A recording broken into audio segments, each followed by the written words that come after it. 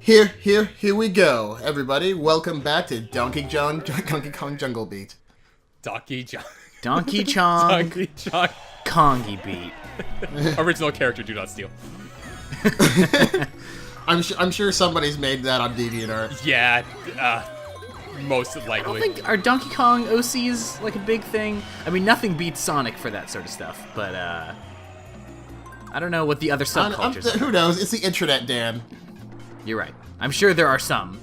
Yeah, if no one's made it yet, then they will have by the time this part's out. Oh man, that pufferfish did not have a good time. How can DK...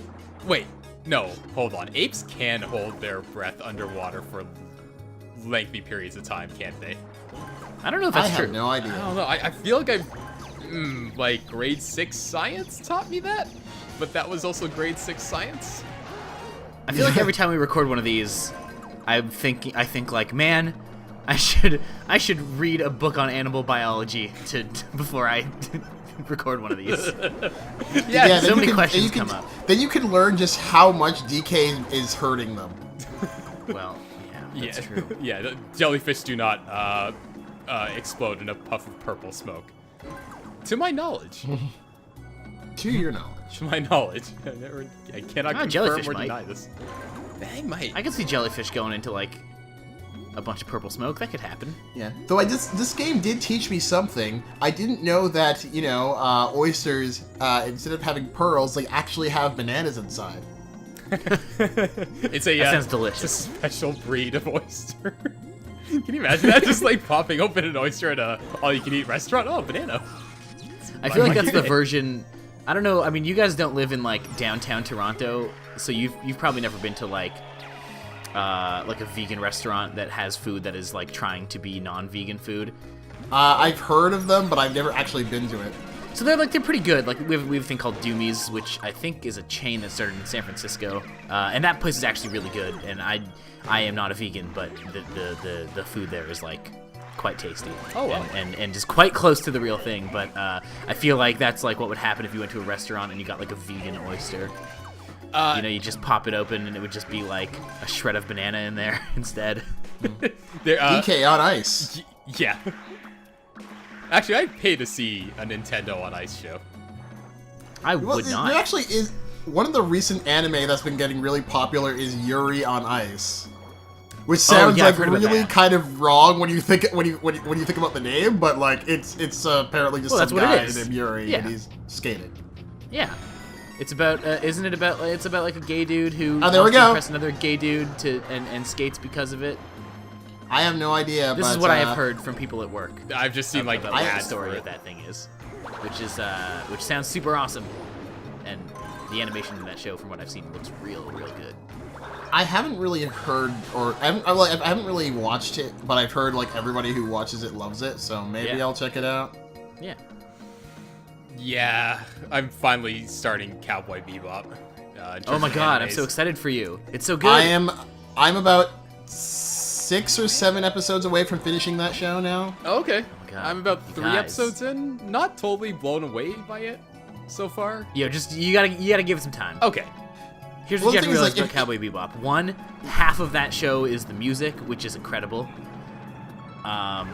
2, just give it some time. It's real good. You know what? In fact, Will, I think specifically the turning point for you is going to be the 5th episode. Ooh. So check back with me when that happens. I'm writing. Which one is that now? That's the first Vicious episode. Oh, okay. I think like if you are looking for like a show with like a long overarching story, it's Cowboy Bebop's not that. No, like there's a story, but like it's only like what. 5 of them are actually relevant to it. It doesn't pop in that much. I think for me the bigger thing is like there are a lot of like repeating themes, and a lot of that show is sort of more of like a character study than it is like hey, here is the plot. Basically. It builds that stuff in some interesting ways. Okay. That's what it feels like. Yeah. But they're taking their time with the characters. It seems like they're not rushing anything, which I appreciate. Yeah, although it takes forever for Edward to come up. I think she's in on I want to say the 10th episode. I think is when they complete the group. Edward's great, also.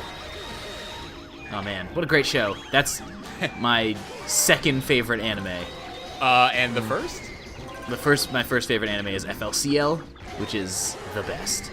I haven't even. I've heard so much about that show, and I just have not watched it. It's so good. But I look at it, I'm like, the fuck is this? It looks so weird. The thing about FLCL is that it's a super bizarre, or it's a show that seems really weird. Again, also has fantastic music, all by The Pillows, who are a Japanese rock band, who are very, very excellent. And it seems like super weird, and it seems like a thing where it's just like, what is this random weird thing that's going on? But that show is actually just about puberty, and it's really, really, really good. And it's only 6 episodes long. I'm sorry, but I don't remember like puberty involving getting hit in the head with a giant guitar. No, but it does. It is about having a weird dick-shaped thing spread out of your forehead and being sort of ashamed about it. Oh, that's normal. That's normal. Actually, I'm looking at the animation. In Japan, I'm looking at the animation for it right now, like just screenshots. I dig it. I dig the style. It's fantastic. And it's a very early, like... It's something I've known about it for a long time, just, like, never actually bothered to watch. Oh, it's so good. It's great. I was really excited when I picked that up on DVD a couple years ago and, like, rewatched it, because I used to watch that a lot when I was a kid, or, like, 14. And was really excited when it was still totally awesome. And I just adore that damn thing.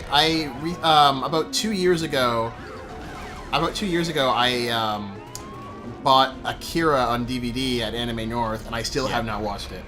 You know what? I bought Akira on DVD from Craigslist probably 5 years ago or something, and I also still haven't watched it. I have seen that movie before. I had seen that movie again in my more anime watching days when I was like 14 or so, and enjoyed it, and I have not watched it since I bought it. I've never actually seen it. I've heard a whole shitload about it, and I know about like the whole Tetsuo Kaneda trope, Sure. but like I know absolutely nothing about what it's about other than like kids on motorcycles. Yeah, I mean that's one that is pretty confusing. Yeah. I remember getting to the end of that and really not knowing what happened in that entire thing. Well, on the bright side, it's more important almost because it, like, first off, that the animation is incredible in that. It's like all this, like, they had a lot of budget, and so it's all this beautiful, like, hand-painted animation or hand-drawn animations and moves in a way unlike a lot of other things, and also that it was like basically the first, other than like Speed Racer in the 60s, it was sort of like the first major anime that made its way stateside. So it's like pretty important for in terms of like how North America got into anime as a thing. Yeah. Oh. Though at the same time though, like, I don't know, there's something about it I just sort of like, I want to watch it, but I just never do. And yeah, it's a heavy movie. and I've been wanting to also, and I was thinking like, you know, maybe I'll go read the manga instead, and I found out like, oh, the manga is like a 2,000-page book. I'm like, yeah, I don't have time for that right now. Yeah, the movie is only the first volume out of, I think, 7. Good. Oh, really? Yeah. And they never continued it? No. I don't think there were any plans to ever. I think it was just like, hey, we're going to make this one thing. It'll work well enough as a standalone movie. And it does, from what I remember. And that's going to be it. Jordan, I've got a question about the video game on screen. How is health? Because DK was getting his ass handed to him by pits of lava. And he wasn't getting, it didn't seem like he was like losing health or anything like that. How do you actually lose health in this game? Well, health, basically all your bananas are your health. Oh. If you get hit, you lose bananas, and in the boss sections, as you'll see right here, your bananas are actually your health. Right. The boss is the Sonic. It's a Sonic situation here. Yeah, though I did actually cover, I guess, the number of I have like 1,400 bananas, and I did cover that area because like when I was editing this together, I realized like, oh wait, like the center is actually kind of important because that's where you sort of run away to at certain points. So like I put it to the side. Right. Yeah. So now we have to do some heart surgery. We've fought bosses like this before, I believe, right? Yeah, but this one's a lot harder, mostly because of the terrain. Yeah, seems like it. That's an interesting way to, if they're not going to change like the boss attack pattern, then changing the terrain at least adds a little more depth. Yeah, it's an interesting approach to bosses in that it's just like the bosses are just sort of like types of levels. Like it's sort of like how you have like in a Mario game, it's like, okay, you have an underwater level, you have a main level, and you have a like a water level. They're using bosses in like an almost similar way, right? It's like, oh, this is the pineapple boss. This is like the punch out type boss, and sort of going back and messing with those formulas in certain ways. Maybe in not enough varied ways, but in ways nonetheless. Mm-hmm. Yeah, it's tough to think of what environments like a Mario game hasn't done. Like, got space, desert, lava, more space, bee worlds, worlds made of honey. Bee world, huh? Bee world. You know, I've never seen a cyberpunk Mario level. I've never seen a medieval Mario level. I've never seen a Mafia Mario level. Yep, also true. Take no prisoners. I've never seen a magical girl anime Mario level. I'm not sure if I want to. So like, there's room to grow in that respect. This is true. Whether or not Nintendo will take the plunge is the question. Yeah, you know. I'm firing my laser. Ooh. So, interestingly, one game that does a similar thing to this, to like the bosses in this game, is actually AM2R, which is a game that I'm playing and recording right now.